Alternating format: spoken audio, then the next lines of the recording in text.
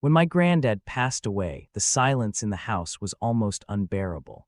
Not just the silence of grief, but the kind that lingers when people are waiting for something, waiting for the reading of the will, the announcement, the division of what's left behind. I remember standing by the old mahogany table, the one he used to polish every Sunday morning, and feeling everyone's eyes dart toward me like I held the next move. I did, but they didn't know it yet. I had inherited everything. $80 million, a lifetime's worth of hard work, quiet investment, and trust. But that day when the lawyer looked up from his papers and met my eyes, I gave him a slight shake of the head.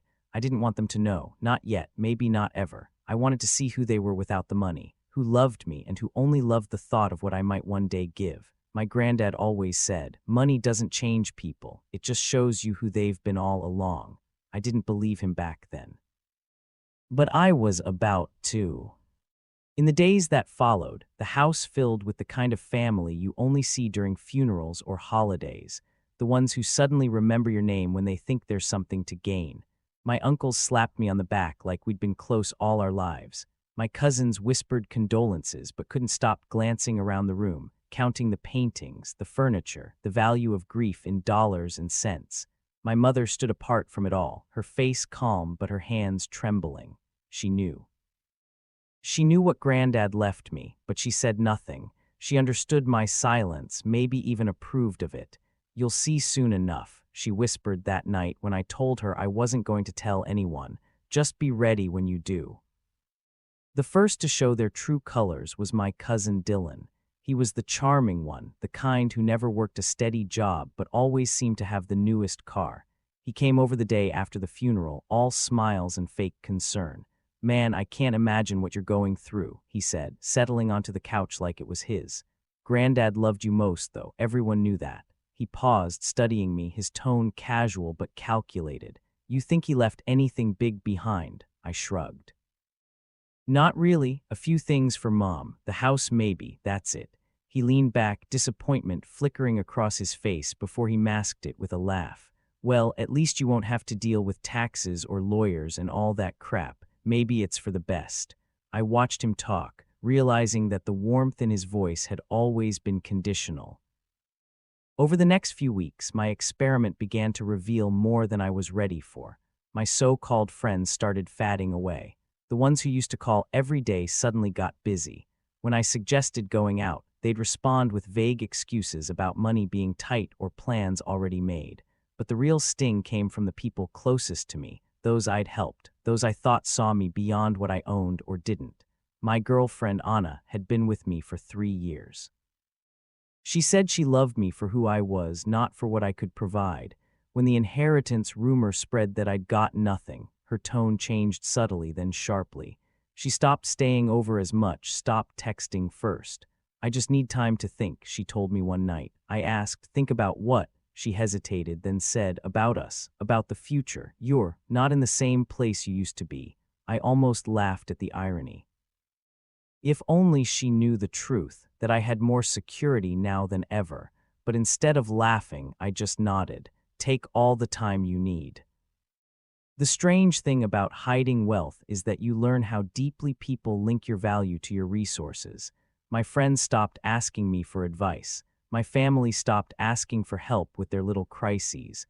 Without the aura of potential money, I was just another man in mourning, invisible. It was liberating at first, in a twisted way, but then the isolation crept in. The calls stopped altogether. The invitations vanished. I went from being the center of the family to the one they whispered about in pity. "Poor guy. Guess he didn't get much after all," I overheard one aunt say during a gathering. "Granddad must have known he'd waste it." I started spending more time alone in the old workshop behind Granddad's property. He used to build birdhouses there, small, precise, perfect. The smell of sawdust and oil brought him back to me. Sometimes I'd find myself talking to him in the quiet, telling him what was happening. "You were right," I'd say to the empty air. "They're showing me who they are." I wondered if he'd anticipated all this when he wrote the will, if he'd known I'd face this kind of test. Maybe it wasn't just about the money. Maybe it was about understanding the kind of love that doesn't fade when fortune does. One evening, I drove out to the old diner where Granddad used to take me as a kid. The waitress recognized me. "Haven't seen you in a while," she said with a soft smile. "How's the family holding up?" I smiled back, a little tired. "They're adjusting." She nodded, then placed a slice of apple pie in front of me on the house. "You look like you need something sweet tonight." It was such a simple kindness, but it hit harder than any grand gesture I'd seen in months. It reminded me that love doesn't always come from blood. It often comes from strangers who expect nothing in return.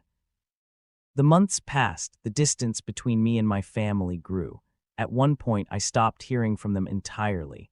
Birthdays, holidays, nothing.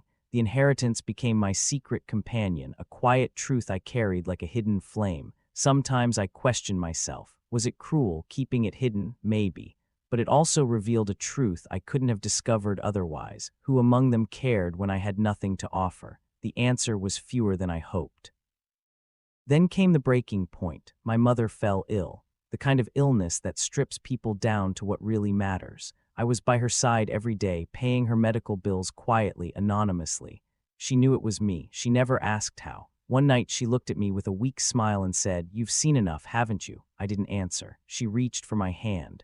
"When you finally tell them, do it not out of anger, but clarity. Let them see what they lost, not what you gained." Her words stayed with me. I began to plan not revenge, but revelation, a slow, deliberate unveiling of truth. I wanted to look them in the eye and see if they'd recognize me again, not as a man with or without money, but as the one they'd chosen to ignore. Before that moment came, though, life tested me once more. I lost my job. My employer cut back on staff, and without anyone knowing about my inheritance, I was suddenly jobless and pitied. Some family members found out and pretended to care again. "Come stay with us for a while," one uncle offered, his tone dripping with obligation rather than sincerity, "until you get back on your feet." I accepted, mostly to see how far the facade would go. For 2 months, I lived under their roof. I paid for groceries, repairs, even their daughter's tuition, all anonymously, through quiet transactions and favors they never traced. They believed I was broke, living off scraps, but I watched how they treated me, the dismissive tone, the way they'd whisper about me in the kitchen when they thought I couldn't hear. It was a mirror held up to the soul of my family. I saw greed disguised as pity, control disguised as concern.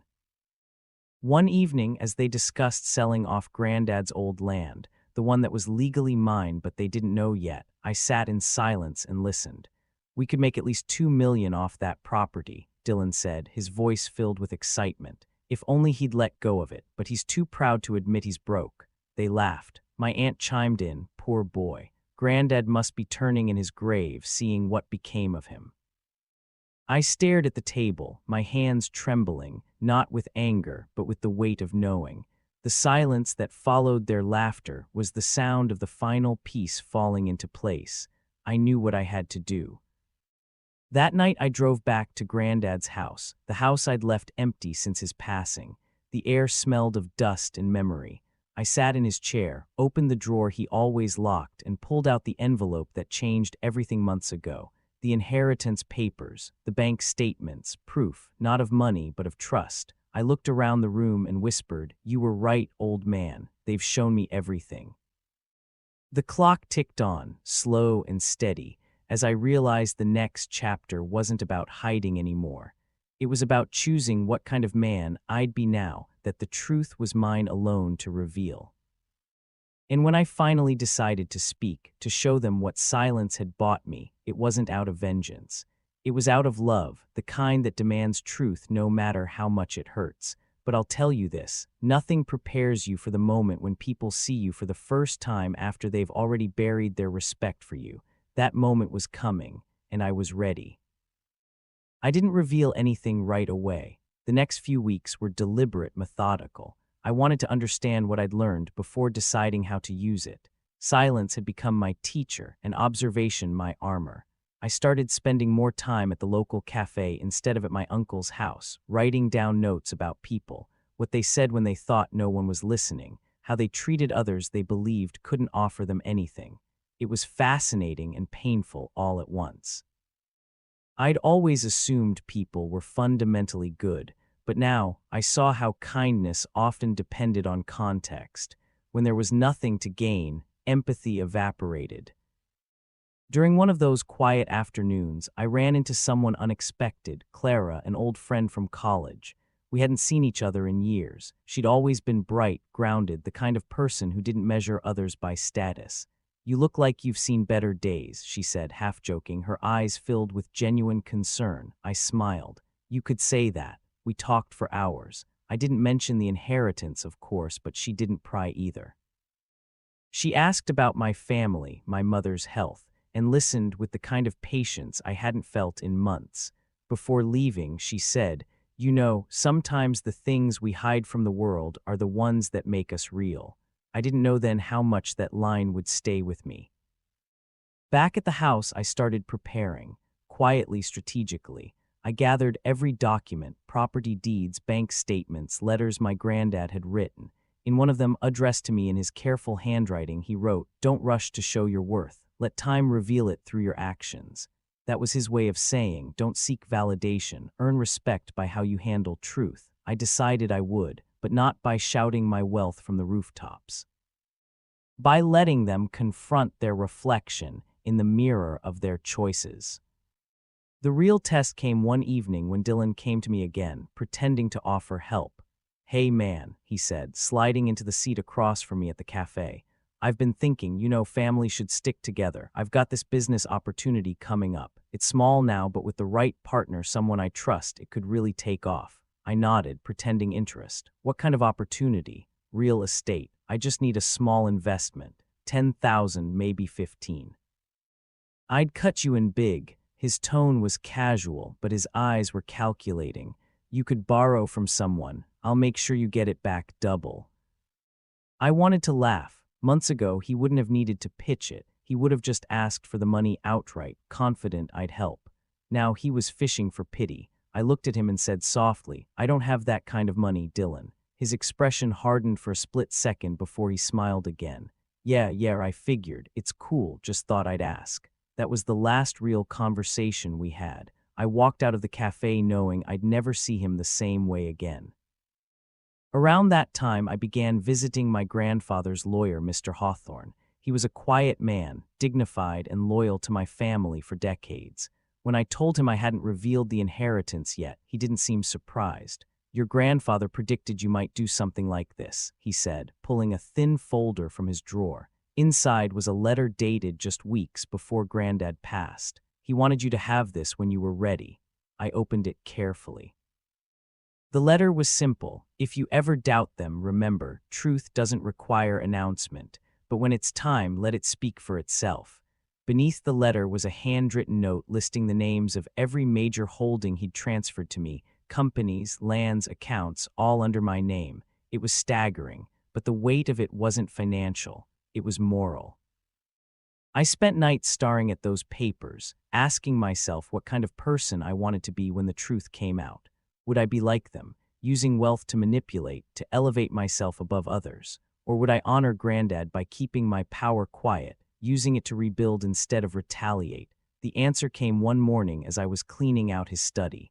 I found a photograph of him standing with my grandmother, holding hands beside a garden they'd built from nothing. On the back, he'd written, "We grew love from soil, not silver." I knew then how I'd proceed. The turning point arrived unexpectedly. My mother's health stabilized, and I decided to host a small family gathering at the old house. The invitation alone caused a stir. They hadn't heard from me in months. "He's finally coming around," my aunt said, her excitement barely contained. "Maybe he needs help with the house, or maybe he found a job." I let them believe whatever they wanted. I spent the day before the gathering preparing the house, cleaning, setting the table, arranging Granddad's favorite flowers on the mantel. The place felt alive again, as if waiting for something sacred to happen. They arrived dressed like they were visiting a potential investor, polished, polite, and sincere. Dylan was first, wearing a new suit he clearly couldn't afford. My uncle followed, his tone falsely warm. "Good to see you, son. It's been too long." My aunt carried a dish she hadn't cooked herself. It was theater, all of it. But I played my part, smiling, thanking them, making them comfortable. The night started pleasantly enough, small talk, laughter that didn't reach the eyes, but underneath, the tension simmered. After dinner, I stood by the fireplace and said I had something to share. The room went quiet. I know the past months have been distant, I began. Losing Granddad changed everything for me. I needed time to understand what mattered. My uncle nodded sympathetically, probably thinking this was an apology. Of course, son, we all needed time. I continued, I've seen a lot, I've heard a lot, and I've learned who's truly there when you have nothing to offer. That line hit like a tremor beneath the surface. I saw the flicker in Dylan's eyes, the sudden stiffness in my aunt's shoulders. I didn't tell anyone, I said slowly, but Granddad left me something. A murmur rippled through the room. It wasn't what you think, it wasn't just money. He left me a lesson, a chance to see who would stand by me when there was no inheritance to gain. Silence, heavy, expectant. Then my uncle laughed nervously. You mean, there was something then? I nodded. There is everything, the house, the land, the accounts, all of it.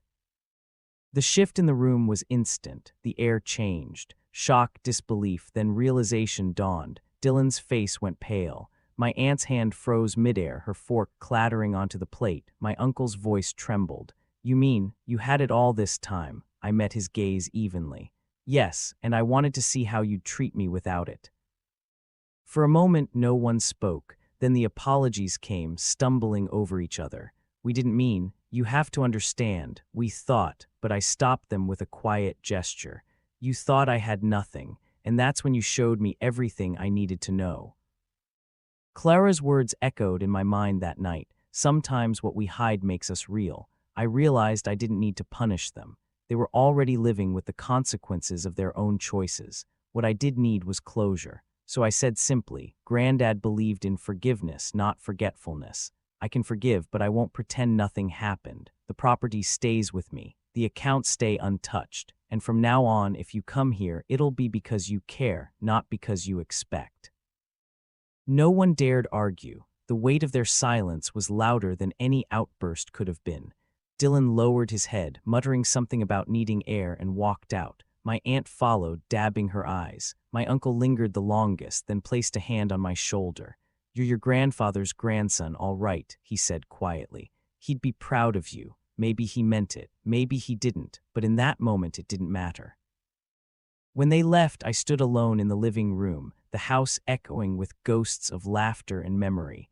I looked around and realized something had shifted, not just in them, but in me. I wasn't angry anymore. I was free.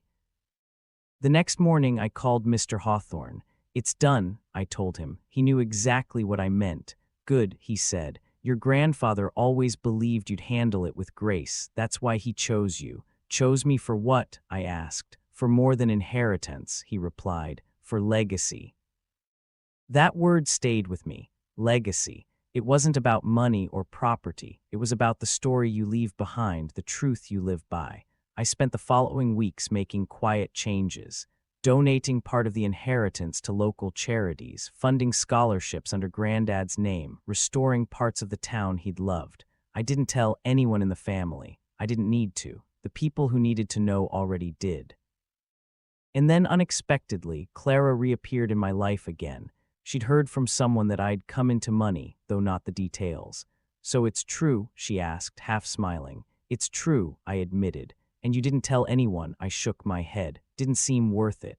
She studied me for a long moment, then said, you learned the hardest kind of lesson, the kind that costs nothing but changes everything. That night we sat on the porch where my grandfather used to tell his stories, watching the stars settle over the hills. What are you going to do now? She asked. I looked out at the horizon and said, maybe keep doing what Granddad did, build things that last. But even as I said it, I knew the story wasn't over. The silence had revealed truths, but redemption, the quiet kind, still waited. It had been 6 months since that dinner. 6 months since silence finally broke and truth had spoken for itself. Life had quieted into something almost peaceful. The house no longer felt haunted by secrets. It felt alive with purpose. I spent my mornings walking through the garden Granddad planted, touching the soil that had once held his hands, feeling how time softened even the hardest things. but peace doesn't come without echoes. Sometimes in the stillness, I'd hear their voices, Dylan's nervous laughter, my aunt's whispered judgments, and I'd wonder if they'd changed, if they'd learned anything from what happened. I didn't plan to see them again, but life, as always, has a way of arranging its own meetings. It started with a phone call. Dylan, his voice on the line was smaller than I remembered. "Hey," he said after a long pause, "I know I'm probably the last person you want to hear from." I didn't answer right away. "What is it?" I finally asked. I need help," he said. "Not money, just time to talk." Part of me wanted to hang up, to remind him of all the times he'd vanished when I needed someone. But another part, the part that remembered Granddad's words about forgiveness, told me to listen. We met at a park, neutral ground. He looked different, tired, older somehow. "I messed up," he began. "After that night, I couldn't stop thinking about what you said. I realized I spent my whole life chasing things that never belonged to me. I hurt you." I disrespected everything Granddad stood for. His voice broke slightly. "I'm not asking for money. I just wanted to tell you that." For a long moment, I said nothing. The wind moved through the trees, carrying memories with it. I finally said, "I didn't do what I did to punish you, Dylan. I did it to understand." He nodded. "And now you do." "Now I do," I said softly. "And so do you." He smiled faintly. "Guess we both learned the hard way." We sat in silence after that, not needing to fill the space with anything else. It wasn't reconciliation in the dramatic sense, no tears, no embraces, but it was honest. And sometimes honesty is the only bridge you need. After that, I saw the rest of the family occasionally, at gatherings, birthdays, community events. Things were different. They were polite, reserved, almost cautious. No one brought up the inheritance again. Maybe shame kept them quiet, or maybe they finally understood that money wasn't the point. My uncle started volunteering at a local food bank. My aunt began organizing charity drives, small gestures but genuine ones. People change when they're forced to see who they've been in the mirror of someone else's silence. Meanwhile, I poured myself into projects that meant something. I reopened Granddad's workshop, turning it into a community center for young people who wanted to learn trades, carpentry, metalwork, design.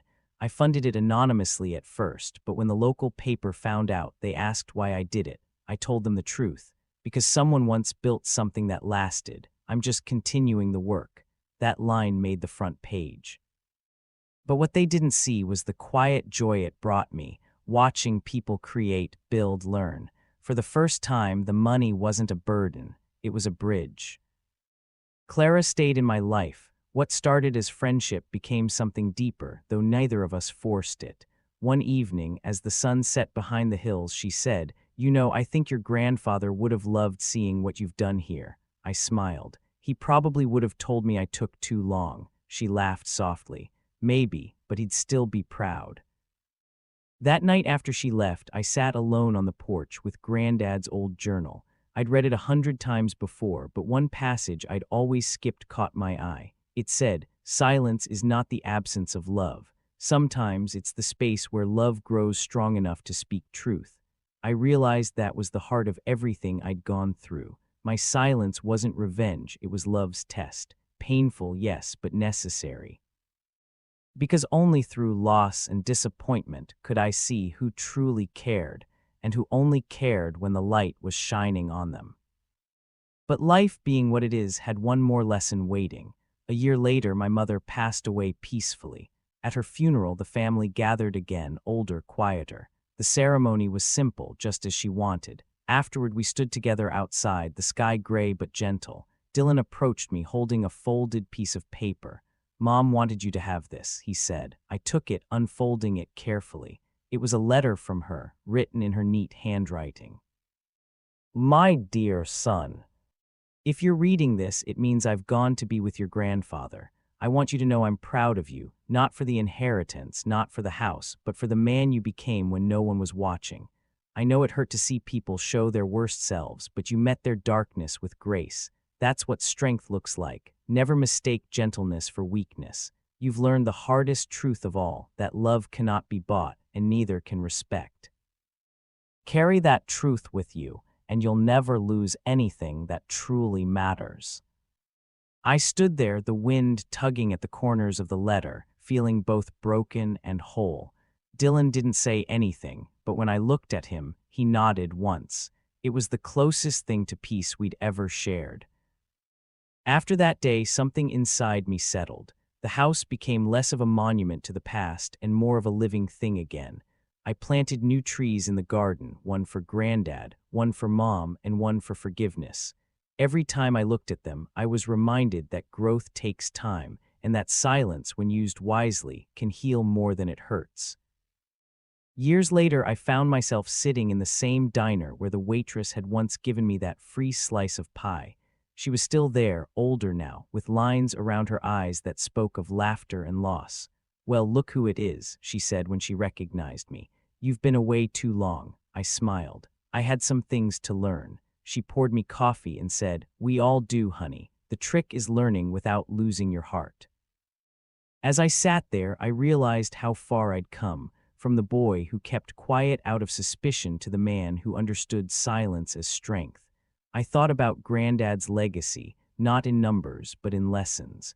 About how his greatest gift wasn't the $80 million, but the courage to look beyond it. Later that evening, I visited his grave. The headstone was simple, just like him. I laid a single flower on it and whispered, "You were right. Money doesn't change people. It just shows who they are." And it showed me who I am, too. The wind rustled the leaves as if in agreement. For the first time in years, I felt completely at peace. When I left the cemetery, the sun was dipping low, casting golden light over everything. Clara was waiting by the car. "You okay?" she asked. "Yeah," I said, smiling. "I think I finally am." She slipped her hand into mine, and we stood there, quiet, watching the sky turn to fire. Looking back now, I realized the whole journey wasn't about inheritance at all. It was about integrity, about the difference between those who stand by you when they think you're nothing, and those who only appear when you have something to give. It taught me that love, real love, isn't loud. It doesn't need to prove itself. It stays. It listens. It endures. And maybe that's the true inheritance my grandfather left me. Not the wealth, not the estate, but the understanding that silence can be the loudest truth of all.